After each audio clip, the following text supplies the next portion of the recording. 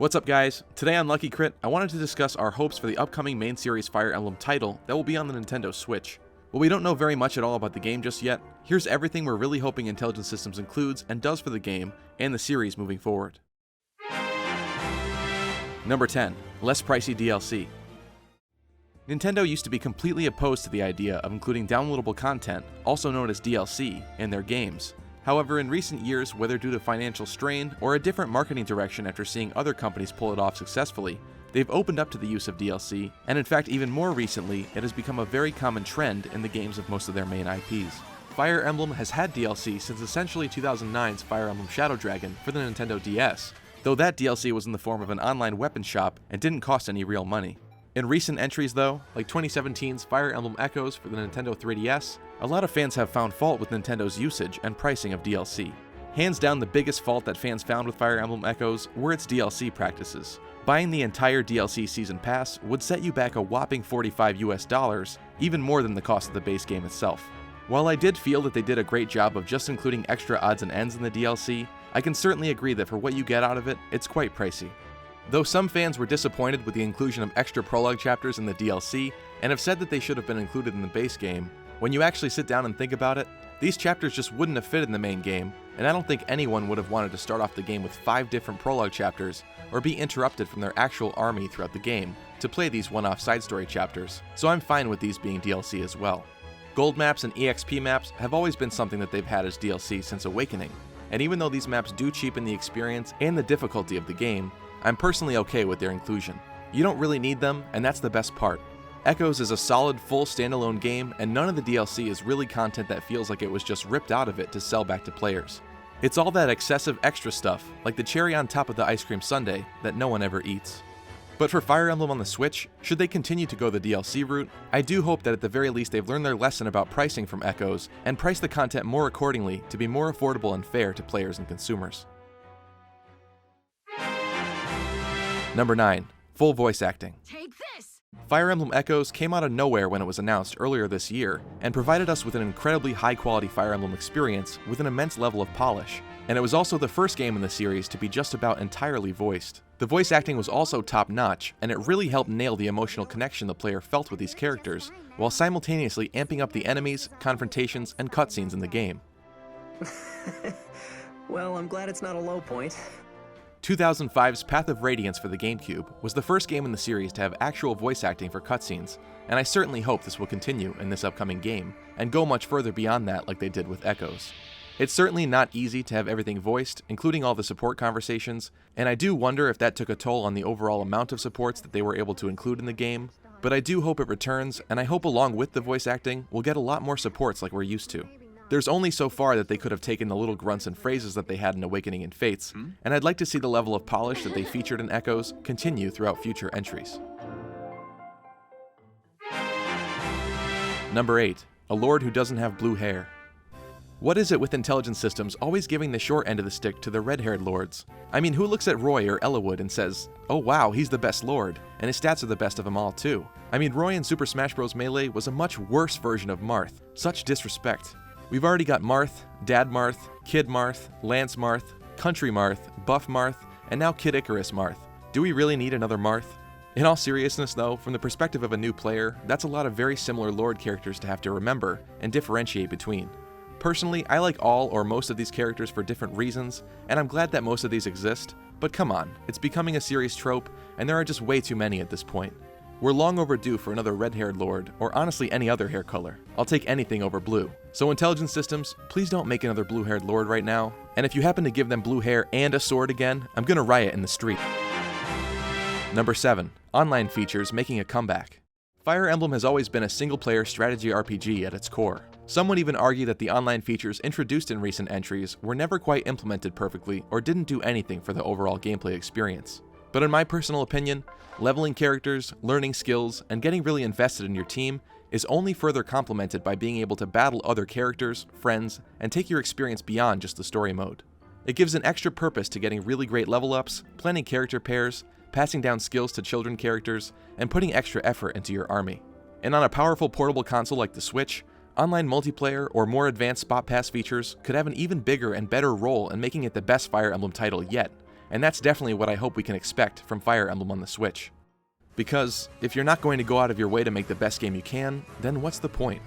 I'll give Echoes a pass since Fire Emblem Gaiden never had any online features, but the last remake that we got in the West, 2009's Fire Emblem Shadow Dragon, had a pretty interesting multiplayer mode and features like unit lending that I found enjoyable, so seeing just a few meager spot pass elements in Echoes was disappointing, and I'm hoping they don't squander the numerous possibilities for online and cooperative features that the Switch's portable nature provides in this upcoming game.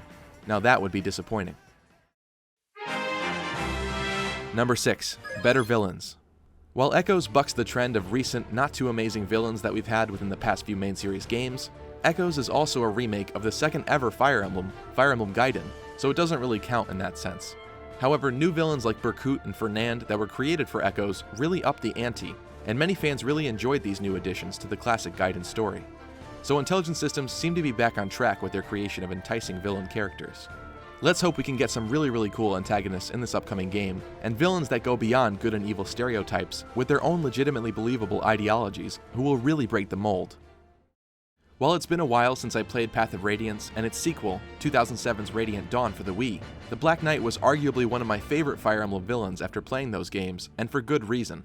Everyone loves an identity mystery, but coupling that with a character that consistently beats you down and actually takes something from you as the player, and makes you strive to finally beat them throughout that arc of the story, really invests players in the overall experience and leaves a lasting impact. I know Arvis is also a fan favorite villain character from 1996's Fire Emblem Genealogy: The Holy War, and after reading up a bit on his villainy exploits, I can certainly see why fans enjoyed him as an antagonist, so hopefully we'll see some characters akin to these examples moving forward. Number 5. The Return of Skills. I don't think anyone disliked the extra layer of depth that equipable skills brought to Fire Emblem. I also feel as though personal skills that vary from character to character make each unit more individual as a whole, even when they're the same class as someone else. Instead of just, this guy is the lucky Myrmidon, or the one with higher strength, it becomes, this guy is the womanizing Myrmidon that gets stat boosts from being near female allies, or this character gets stat boosts from having weapons with really ridiculous names. And that, honestly, adds even more depth to the equation, and gives the player even more to play and strategize with, on top of having even more individuality between the characters. One of the more interesting things that I liked about 2015's Fire Emblem Fates for the Nintendo 3DS was the incentive of visiting other players' castles to find exclusive skills for your characters that you couldn't get in your playthrough. Depending upon who they paired their units with and married, both the adult and children units had the potential of having skills they could not obtain by default. This made the online features even more enticing and gave players rewards for battling friends' castles and participating online. And that's something I'd love to see return in this upcoming game, however unlikely that may be. Even though Echoes was a fairly faithful remake of 1992's Fire Emblem Gaiden on the Nintendo Famicom, Gaiden never had skills to begin with, and Echoes did what is in my mind a pretty phenomenal job of including skills within the game. By learning them from equipped weapons, it added to the gameplay and gave each weapon type a more individual feeling and use, and it was done elegantly in such a way that it was seamlessly integrated without being too heavy-handed and changing up the core gameplay from its predecessor. While there weren't too many skills in the game as a whole, and you couldn't keep the skills equipped when switching weapons, I felt it was a nice touch, and I was happy to see them return, so I hope they'll also make a comeback in this upcoming title. Number 4. The Magic Triangle. We've had a lot of different weapon triangles and differences between magic types and their integration in the games throughout the series, but something that many fans will often mention wanting back, myself included, would be the light, dark, and anima magic triangle from Fire Emblem 6, 7, 8, and 10. It is my humble opinion that this was the best version of the magic system in Fire Emblem that we ever got. Having a complete weapon triangle for the magical classes themselves just made a lot more sense and provided a good reason as to why each different magical class type existed. Each magic type had its basic uses and counters, with anima featuring fire, wind, and thunder as the basic magic attacks that are stronger than and effective against light magic, dark magic tomes typically having added special effects to them, advantage against anima magic and usually having reduced accuracy but more damage, and light magic having a bit less might and being generally a bit heavier, but also effective against dark magic and revenant enemy types.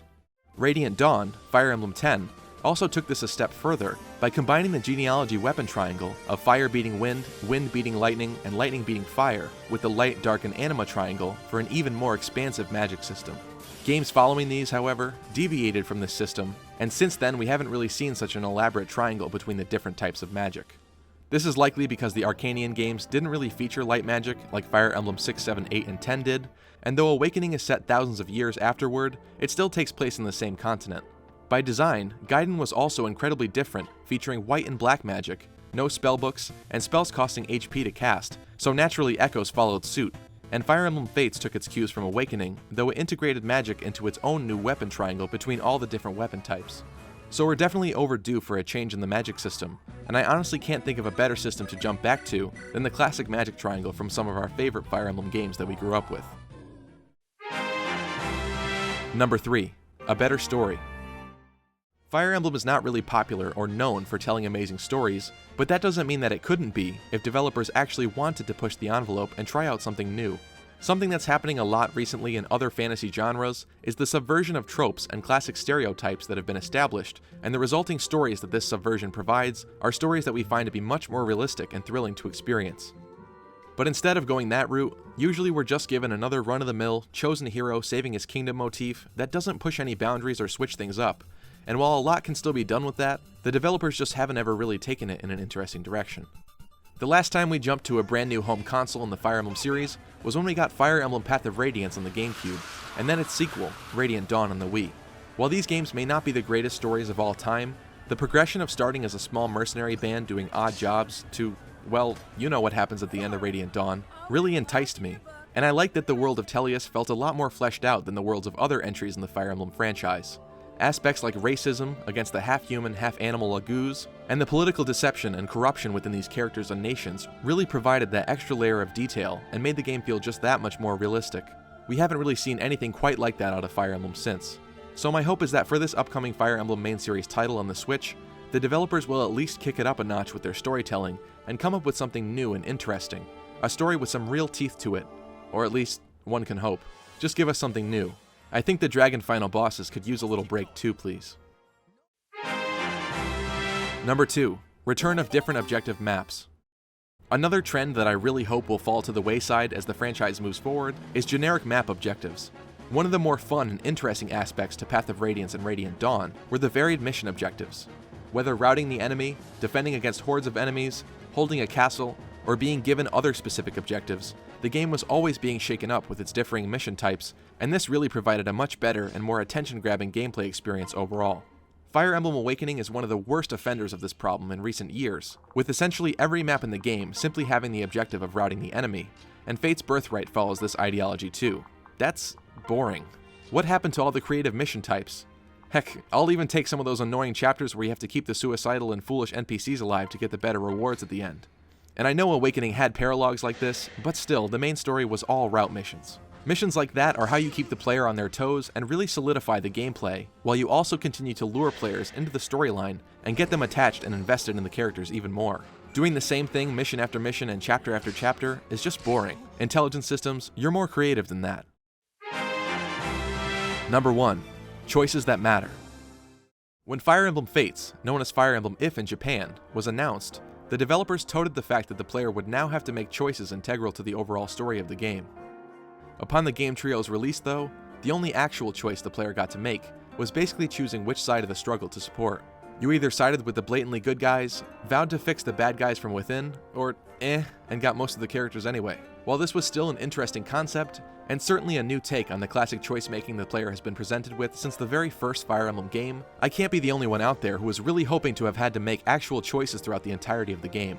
Real choices, that instead of just giving you a different game copy to choose, actually affected the story and the characters within your playthrough, and made things even just slightly different than the playthroughs of your friends and others. What exactly do I mean? Imagine this. You've set up camp for the night in a forest on your way to the enemy front lines. To progress, you're then presented with a choice. Do you attack the castle in the middle of the night? Do you take a longer and more arduous road around the kingdom with more side battles and try to attack the castle from the rear? Or do you send out a decoy squad of units to lure the enemy army into the forest, where the majority of your forces lie in wait to ambush them? These simple options off the top of my head just provided what I believe to be 3 really interesting different map concepts. A night map with some potential fog of war and a low unit enemy count, but perhaps a lot of reinforcements as enemy soldiers wake up and are called to defend the castle. An easier difficulty map, where perhaps the rear flank of the castle is less guarded with less units stationed there for a potentially easier experience, but with less EXP, a lesser reward, and a longer way to get there. and a map where you deploy a small squad against overwhelming odds and must have them survive and retreat to the forest, where your other allies will join them periodically or all at once when the enemy reaches a certain point on the map. When I think of actual player choices being integrated into a Fire Emblem game, this is what I was hoping for. These choices would not only affect the different maps and battlefields in a guide-in chapter-esque manner, but also perhaps which enemy characters you meet on the battlefield, which allies you can recruit, how the story progresses, and so on. While obviously this would take a lot more effort for developers to implement, I think this would really lend to the most interesting Fire Emblem story from a gameplay perspective, and would really make the player feel in charge as the tactician of the army. Any tactical errors or poor strategic choices the player made would result in harder difficulty chapters and different outcomes for the group of heroes. This is choice. This is what plants the player firmly in the shoes of the army tactician role, and someday I hope to see something similar to this in a Fire Emblem game. Well, that's going to wrap up this episode, guys. Thank you so much for watching. If you like this episode, you know what to do. Be sure to leave me a comment in the comment section and let me know what your hopes and dreams are for this upcoming Fire Emblem title. Also, get subscribed so you don't miss any future videos, and a big thanks to our supporters over on Patreon. Please consider supporting us there if you enjoy our weekly content, and you'll also get some cool stuff in return too. If you want an even closer discussion, you can also join us on our public Discord server by checking out the link in the description below. And you can also follow us on Twitter at LuckyCritGaming for any news and updates revealed on the fly. And I'll see you all next time.